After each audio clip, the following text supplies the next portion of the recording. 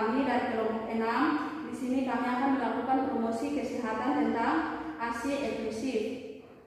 Jadi sebelum kita masuk ke promosi kami, sebelum itu saya memperkenalkan teman-teman saya yang lain, yaitu Katerina Mantai Bobir, Fanny Stella Koipui, Jebrina Kailei, Yunita Warkor, Lenci Darakai, dan Meske Tujuir, saya sendiri sebagai moderator. Ya, itu promosi kami di sini yaitu promosi kesehatan ASI inklusif. Jadi pasti ada pertanyaan dari ibu-ibu, apa itu ASI inklusif? Jadi ASI inklusif itu adalah air susu ibu yang diberikan secara langsung kepada bayi di saat bayi itu selama berumur 0 sampai 6 bulan. ASI inklusif itu memberi ASI saja tanpa makanan tambahan yang lain kepada bayi. Pasti juga ada pertanyaan dari ibu-ibu, mengapa harus kita memberikan ASI inklusif saja kepada bayi tanpa ada makanan tambahan yang lain?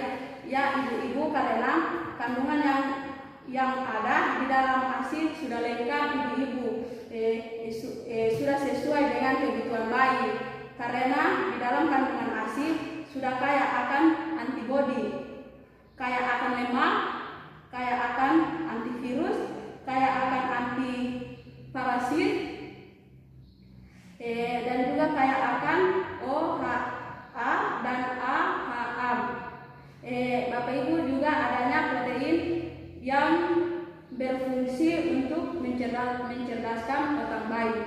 Jadi ibu-ibu saya sarankan selalu memberikan ASI kepada bayi selama 0 sampai 6 bulan tanpa ada makanan tambahan lainnya, karena sangat penting sekali bagi bayi.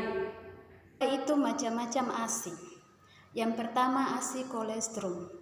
ASI kolostrum adalah air susu yang keluar pada saat ibu pertama menyusui bayinya, pada saat ibu pertama kali melahirkan. Air susu yang pertama kali berwarna kekuningan yang disebut dengan kolostrum. Kolostrum sangat penting pada bayi karena mengandung protein yang tinggi, mengandung lemak dan berbagai macam kebutuhan bayi yang dibutuhkan saat itu. Kolostrum mengandung imunoglobulin. Imunoglobulin yaitu imunitas yang ada di dalam tubuh bayi pada saat ibu memberikan ASI. Jadi ketika ibu memberikan ASI kepada bayi, maka bayinya akan mendapatkan pertahanan tubuh. Jadi bayi tidak mudah terkena infeksi. Jadi jangan dibuang kolesterolnya, walau memang terlihat kuning kental, tapi itu sangat bagus untuk bayi. Bagus untuk pertumbuhan otaknya. Yang kedua, ASI pelarian. ASI peralihan adalah air susu yang keluar setelah 4 hari menyusui sampai dengan 10 hari ke depan. Susu peralihan adalah air susu yang kaya akan protein dan karbohidrat, jadi kandungan pada ASI akan mengikuti terhadap kebutuhan si bayi. Oke, baik. Kemudian yang perlu diketahui bahwa mengapa sampai bayi tidak boleh diberikan susu formula? Karena alasannya yang pertama yaitu susu formula tidak mengandung antibodi. Kemudian yang kedua, ketika susu formula tidak dipersiapkan dengan baik dan benar, maka alat-alatnya seperti dot, susu, dan botol tidak disediakan dengan baik, maka akan menyebabkan infeksi pada bayi. Kegunaan ASI dari susu formula. Kegunaan ASI dari susu formula ini terbagi atas 3 bagian, yaitu yang pertama sumber gizi yang sempurna, karena dalam ASI sudah mengandung semua unsur atau zat yang dibutuhkan oleh bayi yang tidak ada di dalam susu formula. Contohnya seperti AHA dan DHA yang berguna untuk mencerdaskan otak bayi. Sedangkan di susu formula dia tidak semua zat gizi yang dibutuhkan bayi ada pada susu formula. Yang kedua, mudah dicerna. Yang ketiga, komposisi ASI yang sesuai untuk perkembangan bayi. Lalu kita masuk pada yang kelima, manfaat ASI. Manfaat ASI ini juga terbagi atas 3 bagian, yaitu kesehatan, karena kandungan dalam ASI sudah sesuai dengan kebutuhan bayi. Yang kedua, kecerdasan, karena ASI mengandung DHA terbaik yang berfungsi untuk mencerdaskan otak bayi. Lalu yang ketiga, emosi, karena apabila ibu memberikan ASI secara eksklusif pada bayi itu tersebut merupakan wujud curahan dan kasih sayang terhadap bayi dan merangsang kecerdasan emosional. Iya, jadi manfaat ASI yang berikut ialah manfaat ASI untuk ibu. Manfaat ASI untuk ibu ini dia terbagi atas beberapa bagian. Itu yang pertama ialah mencegah terjadinya perdarahan. Mencegah terjadi perdarahan karena perangsangan pada payudara akan menghasilkan hormon oksitoksin. Oksitoksin membantu untuk mengkontraksi kandungan untuk mencegah perdarahan pasca persalinan. Kemudian yang kedua, itu dia mengurangi risiko terjadi anemia pasca persalinan. Apabila ibu menyusui, maka hormon untuk menstruasi itu dia akan tertunda. Jadi ibu tidak akan haid dan itu akan membantu untuk menguranginya perdarahan pasca persalinan. Kemudian yang ketiga itu dia mengurangi risiko terjadinya kanker ovarium dan kanker payudara ibu. Jadi karena kadar hormon estrogen dan kadar hormon progesteron yang rendah, maka tidak akan memicu kanker ovarium dan kanker payudara. Kemudian yang keempat itu dia merupakan metode KB alami. Kenapa?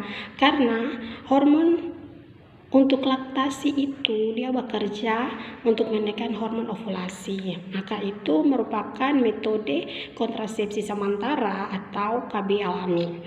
Kemudian yang kelima itu dia sebagai salah satu metode diet, di mana karena lemak yang tertimbun saat hamil itu dia akan dipakai untuk mengolah terbentuknya ASI. Jadi yang keenam, mempercepat ikatan ibu dan bayi. Karena sering bunda memberikan ASI kepada bayinya, maka akan terbangun ikatan antara ibu dan bayinya. Kemudian yang ketiga, manfaat ASI untuk keluarga. Yang pertama ialah dia praktis.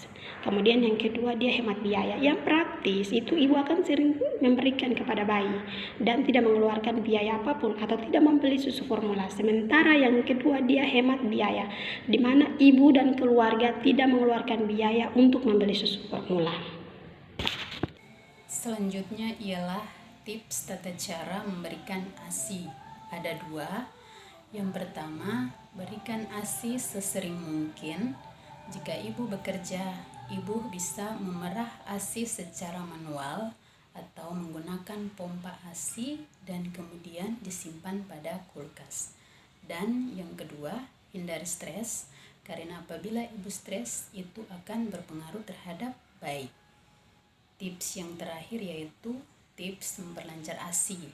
Ada 6 poin.